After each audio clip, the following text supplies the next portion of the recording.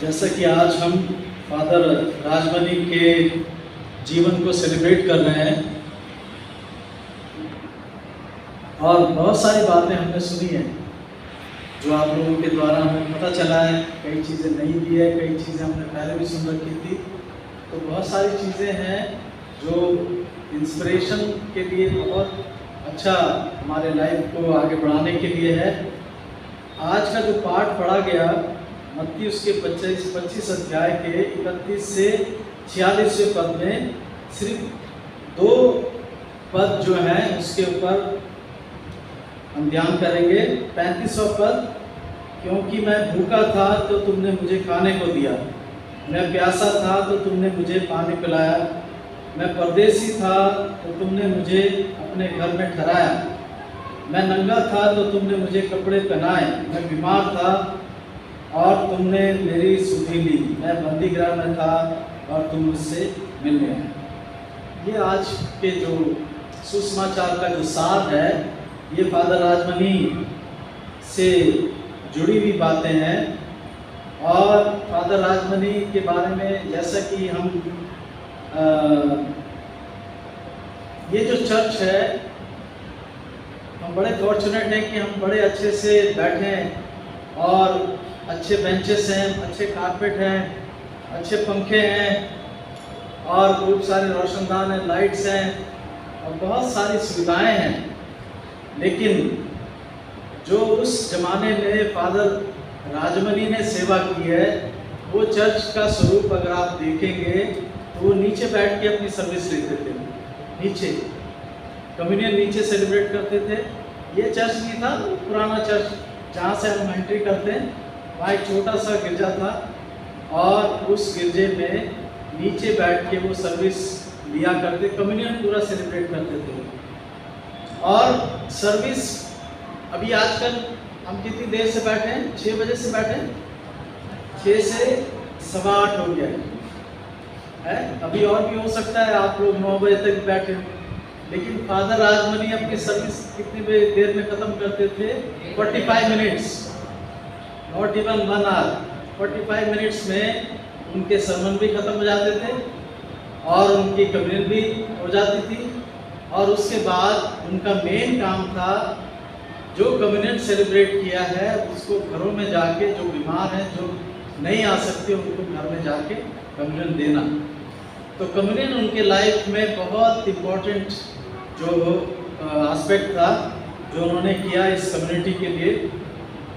देखिए बहुत सारी चीज़ें इस कम्युनिटी के लिए किया है, इस इलाके में किया है, उसको हम नहीं दोहराएंगे। मैं सिर्फ चर्च से जुड़ी बातें जो उनके साथ हमने देखा है और ऑब्जर्व किया है उसको ही शेयर करेंगे।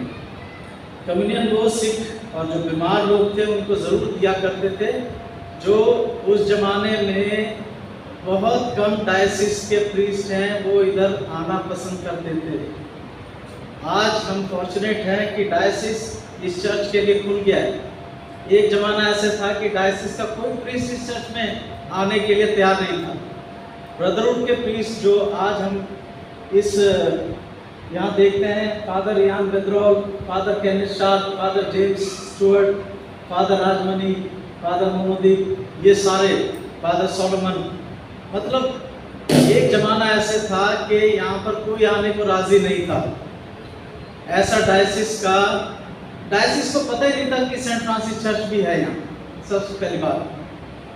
और जब हमने ये चर्च में अपने शुरुआती जो दौर में आना शुरू किया, क्योंकि उस वक्त 83 की बात है, 83-84 की बात होगी, चर्च में पास्टरेट कमेटी फर्स्ट जनरेशन थी, जो बुजुर्ग लोग थे वो थे पास्टरेट कमेटी। पास्टरेट कमेटी थी नहीं पहली बार, पहले था वर्किंग कमेटी और फिर उस वर्किंग कमेटी में उन्होंने हमें इंडक्ट किया। मिस्टर सिल्वराज जो TLM में, उनको इंडक्ट किया, मुझे इंडक्ट किया और आप काफ़ी बच्चे हॉस्टल में थे उस वक्त। और उस वक्त उन्होंने ये फैसला किया कि ये जो चर्च है इसमें क्रिसमस में हम लोग जो है ये आनंद ग्राम सोसाइटी से क्या मिलता था, कुछ मटन मिलता था, मटन अभी भी मिलता है। अब पता नहीं मुझे, उस जमाने में मिलता था, मटन मिलता था। इस चर्च को स्पेशली कुछ डोनेशन मिलता था, पैसा in the form of money. तो फादर राजमनी ने हमसे कहा कि अभी ये पैसे लेने बंद करो। उस जमाने में देखिए कितनी बड़ी सोच थी उन्होंने।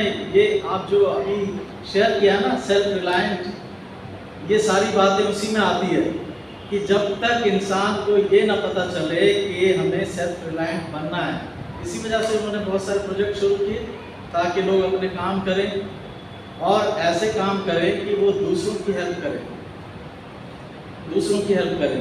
तो वो इस चर्च को चाहते थे कि ये जो फर्स्ट जनरेशन है उसको मदद की ज़रूरत है, लेकिन सेकंड जनरेशन में ऐसी भावना पैदा की जाए कि वो जो है लेने की बजाय देना सीखे। हमने आज जो पढ़ा है ना, मैं भूखा था तो तुमने मुझे खाने को दिया, ये बिल्कुल सटीक बैठता है। फादर राजमनी ने राशन का इंतजाम किया हुआ उस जमाने में। हम लोग आज बांटते हैं, हमें पता चला आज आप लोगों ने कुछ बांटा है, शरबत वगैरह कुछ बांटा है, खाना भी देते हैं, क्रिसमस में केक वगैरह भी देते हैं। तो ये इंस्पिरेशन कहाँ से मिला है, ये कहाँ से सीखा है? ये इसलिए सीखा है क्योंकि हमने देखा है करते हुए लोगों को, और जब लोग भले काम करते हैं तो उससे हम सीखते हैं। कॉन्ग्रीगेशन वही वाइब्रेंट होती है जो पुराने अपने लोगों से सीखती है कि उन्होंने ये काम किए हैं और अपने जीवन में उसको अपनाते हैं।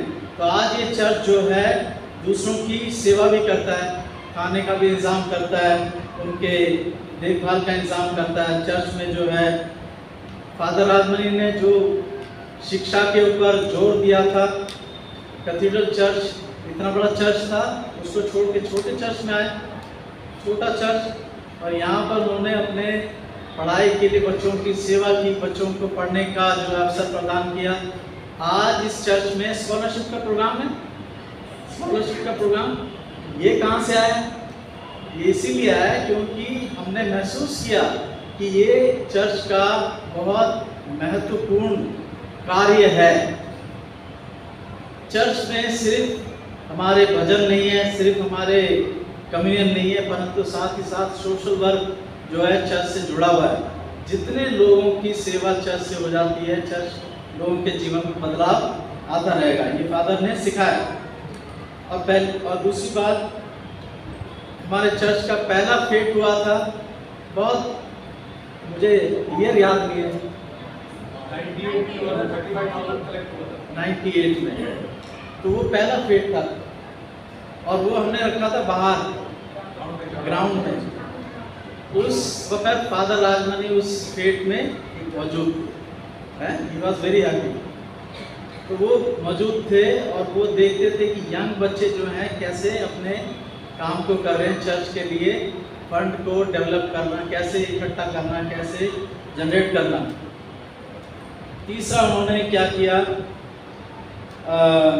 यंग जनरेशन जैसे उनके लिए रास्ते उन्होंने तैयार किए। जैसे अभी हमने सुना कि फादर मोनोदीप आए थे, मिस्टर वाइट पॉल ने बताया कि हिंदी कॉन्ग्रीगेशन की ज़रूरत थी, हिंदी कॉन्ग्रीगेशन आ गई थी। धीरे धीरे बच्चे हॉस्टल से चर्च में आना शुरू हो गए। तो तमिल कॉन्ग्रीगेशन, फादर तमिल में प्रचार करते थे, तमिल में सरमन होता था।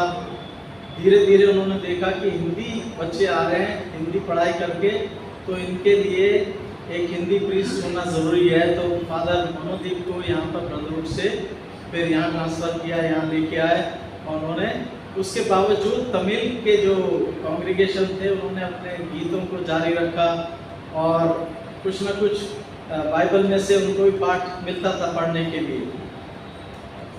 और नेक्स्ट पॉइंट है हमारा सेल्फ रिलायंट की बात तो हमने कर ली है। दूसरा जो है वो गरीबों के बीच में काम करते थे, जो सबको पता है, और अपनी सिंपल लाइफ को वो लीड करते, सिंपल लाइफ। शहीद नगर में मेरे को ये चर्च भी मिला था, और इसके अलावा नंदनगरी चर्च, इसके अलावा शहीद नगर का चर्च, और एक सीमापुरी का चर्च, छोटी कलीसिया। तो बिशप साहब ने राइटिंग में दे दिया था कि तुम्हें ये चारों करना है। मैं तो वर्किंग प्रीस्ट था, और फिर चारों चर्च को कैसे देखभाल करना है, ये तो आप समझ सकते हैं कितनी मुश्किल होती थी। ये सर्विस भी लेके उसके बाद शहीद नगर भी जाना है। ये रेगुलर नहीं था, लेकिन महीने में एक बारी।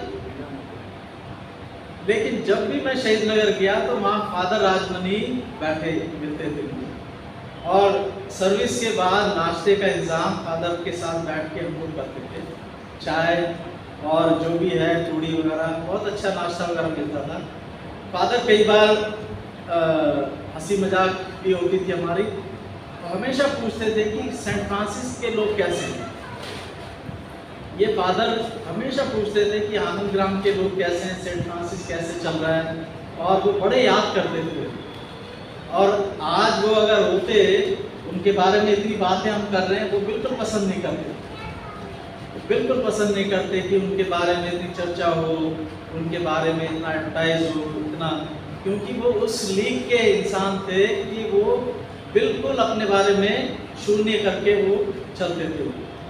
बिल्कुल अपने बारे में नहीं बताना, चुपचाप अपनी सेवा को करते चले जाना, सिंपल लाइफ। और वो ये कहते थे कि मैं उनसे कहता था कि कई बार वो चर्च में नहीं आ रहे, मैं मिस्टर चेट्टी से कहता था, मैडम से भी कहता था कि क्या हो गया फादर, गिरजे के अंदर क्यों नहीं आ रहे। तो मुझे पता ये चला कि फादर का जो विजन था वो ये था कि यीशु मसीह इस दुनिया में जन्म लिया, इस दुनिया में आ गए, और इसी धरती पर जहाँ हम चल रहे हैं यहाँ पर वो चले फिरे। हमारी तरह उन्होंने खाना पीना खाया, हमारी तरह मेहनत की, मजदूरी की, जैसे भी उन्होंने अपने जीवन को चलाया। तो उनके इस दुनिया में आने से पूरी दुनिया जो है परमेश्वर का स्वर्ग का राज्य बन गया, और दूसरा स्वर्ग का राज्य की कल्पना वो नहीं करते थे कि स्वर्ग का राज्य आएगा उसका इंतजार करो, वो तो ऑलरेडी स्वर्ग के राज्य में जी रहे थे। तो वो नई चीज़ जो है उसका कंसेप्ट हमें पता चला, तो बड़ा आश्चर्य मुझे लगा उनके बात को सुन के। परंतु वो कोई भी इंसान, जैसे मैंने सुना है कि हर एक इंसान में वो प्रभु यीशु मसीह को देखते थे, परमेश्वर का स्वरूप है वो। ये इसीलिए उन्होंने चैलेंजिंग जगहों में अपने प्रोजेक्ट को शुरू किया। लोग डरते हैं शहीद नगर वगैरह में प्रोजेक्ट शुरू करने में, और सीलमपुर वगैरह में भी किया उन्होंने काम, और फरूख नगर में बताया। उन दिनों में हम सुनते थे फरूख नगर में उनको आके वो मारने के लिए भी तैयार हो गए थे, इवन शहीद नगर में भी। तो ऐसी ऐसी जगहों में उन्होंने अपने काम किया। फाइनली जो है फादर का जो मिशन था वो यही था कि जो यंग जनरेशन है उसमें कुछ ना कुछ बदलाव हो, कुछ ना कुछ बदलाव हो।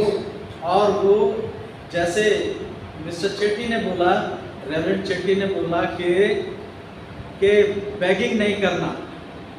फादर का ये कहना था कि सेल्फ रिलायंट होना, बेगिंग नहीं करना, सेल्फ रिलायंट होना, किसी से मांगने की ज़रूरत नहीं है।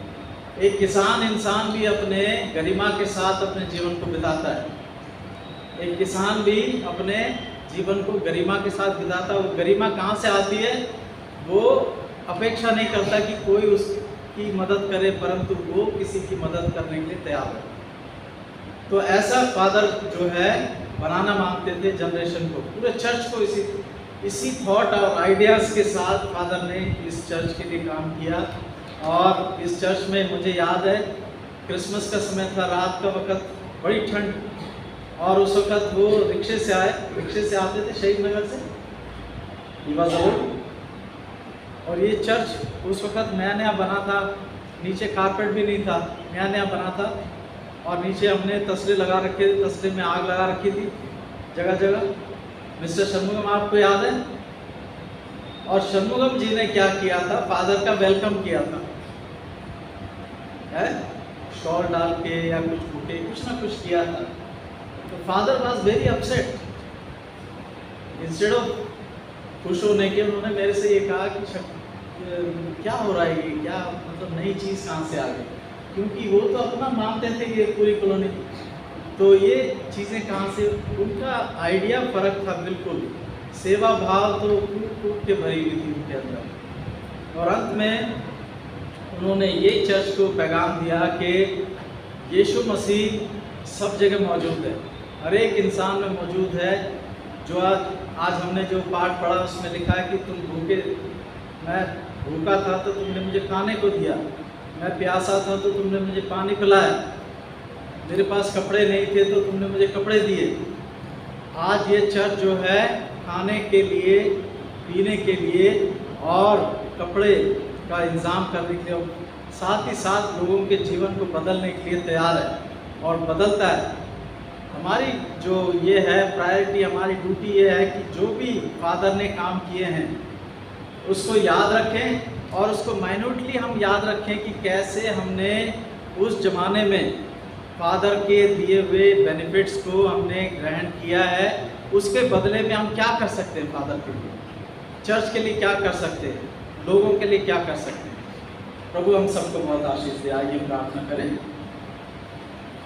प्रभु हम पर दया कर, कृष्ण हम पर दया कर, प्रभु हम पर दया कर। हम आपका धन्यवाद करते हैं फादर राजमणि के लाइफ को जब हम सेलिब्रेट करते हैं, उनके अच्छी बातों को याद करते हैं, तमाम सेवाओं को याद करते हैं, पिता परमेश्वर उनके जीवन को याद करते हैं। हमें ऐसा इंस्पायर कीजिए कि हम तमाम बातों का ध्यान रखें और हमेशा उस बातों को चलने की कोशिश करें। इस चर्च में अपनी पवित्र आत्मा को दे ले ताकि ये चर्च भी उस सेवा के कार्य को जारी रखे। यीशु मसीह के नाम से मांगते हैं।